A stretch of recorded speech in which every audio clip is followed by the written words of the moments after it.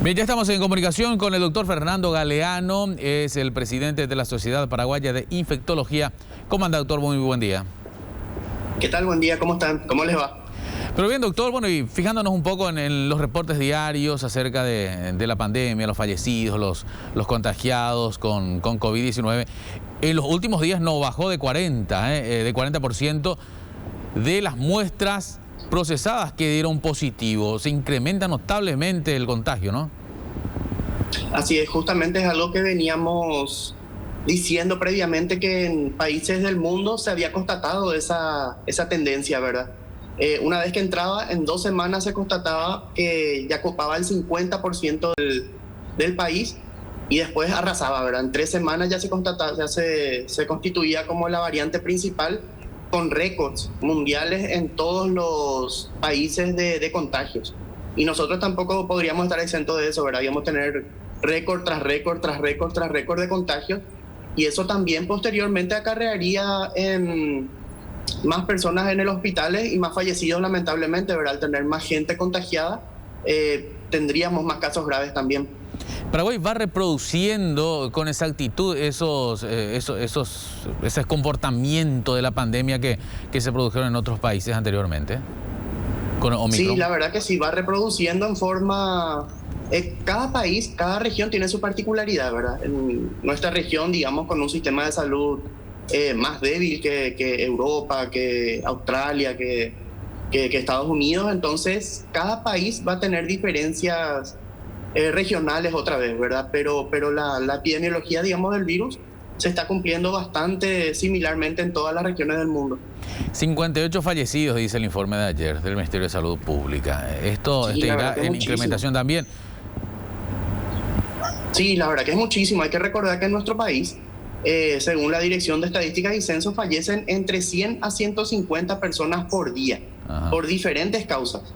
Y ahora decir que 58 personas fallecieron por COVID, ya estamos en un día, es muchísimo, ¿verdad? No queremos llegar a la cifra que llegamos el año pasado, en lo peor, digamos, de la pandemia que habíamos tenido, pero ya son cifras demasiado preocupantes, ya son cifras que alcanzan la mitad de la mortalidad en nuestro país en un día.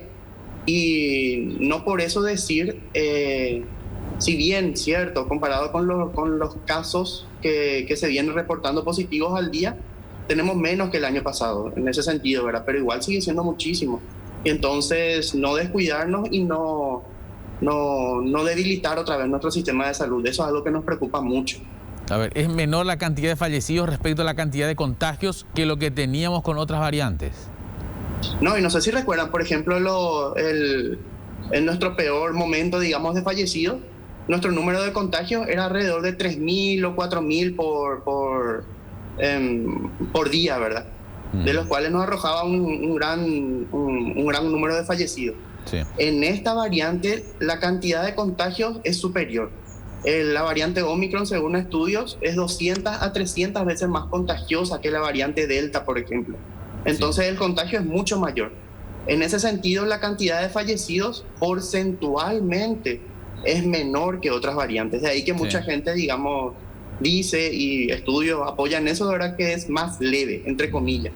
El tema nomás es que al tener tanta gente contagiada en un sistema de salud lamentablemente débil, que todavía no da respuesta a todo lo que realmente necesitamos, arroja otra vez mucho número de fallecidos en número absoluto. Y eso tenemos que tener en cuenta y no descuidarnos. A ver, considerando que la cantidad de contagiados es mayor con Omicron, Omicron es más contagioso, más contagiable, ¿a cuánto podría llegar la cantidad de fallecidos? Y predicción es un poquito difícil decir, ¿verdad? Pero estamos ya prácticamente, si no es el pico, estamos llegando al pico de lo que va a ser nuestro número de contagios, que es más o menos lo que previsiblemente estábamos viendo en otros países. Dios quiera que no, ¿verdad? Pero podemos esperar números similares en los siguientes días. Y si no respondemos con el oxígeno necesario, con la cantidad de camas necesarias, con no solamente COVID, sino con las otras enfermedades. No olvidar que tenemos enfermedades que son muy prevalentes en nuestro país, incluso cuadros quirúrgicos, niños no están consiguiendo camas para operarse de repente, entonces todo eso va a ir sumando y aumentando nuestra mortalidad. Aparte también, estamos viendo, por ejemplo, en niños, que te puedo hablar un poquito mejor de repente, cuadros respiratorios severos.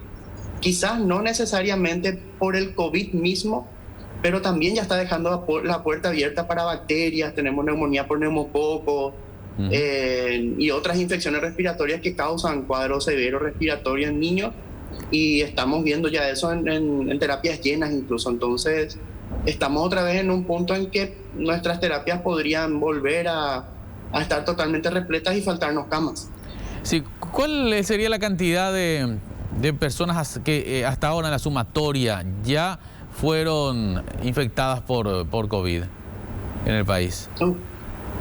Y realmente las predicciones de otros países, y probablemente las nuestras sean así también, es que entre el 70 y el 80%, si no es más, nos vamos a contagiar con Omicron. O sea, básicamente hablar de cifras, vamos a hablar de millones de que nos vamos a contagiar. Recordar que nosotros tenemos número limitado de hisopados, no toda la gente se hisopa, tenemos mucho porcentaje de falsos negativos por la técnica misma, ¿verdad? Entonces, eso hace que nuestros números que salgan en realidad son mucho mayores. Pero como le digo, los países hablan de un 70-80% de la gente que se va a contagiar en Omicron, con Omicron en esta ola. Incluyendo los que ya tuvimos COVID que en otras variantes, ¿no? Doctor, y le preguntaba... Totalmente incluyendo. Sí, incluyendo. Le preguntaba esto porque el director de la OMS para Europa había dicho que para fines de marzo, si mal no recuerdo, ya el 60% de la población europea se habrá contagiado, y que eso... es hasta bueno bajo el criterio aquel de la inmunidad de manada, ¿verdad? De que habría mayor fortaleza de inmunización. ¿Crees que efectivamente es así? Y hay que tener cuidado con esa afirmación realmente. Eso, por ejemplo, se dijo ya desde el principio de la pandemia. ¿Qué pasaría si todos ya nos contagiamos de una vez y ya generamos la inmunidad de rebaño y ya no pasa nada? El tema es que eso tiene costo en vidas humanas. Entonces yo creo que es cierto, ¿verdad? Todos nos vamos a contagiar en el sentido de que es un virus muy contagioso. Las medidas se han relajado, ¿verdad? Las restricciones de movilidad ya no existen, al contrario, estamos con mucho más movimiento. Entonces eso favorece a que el virus se disperse de una manera mucho más efectiva para el virus.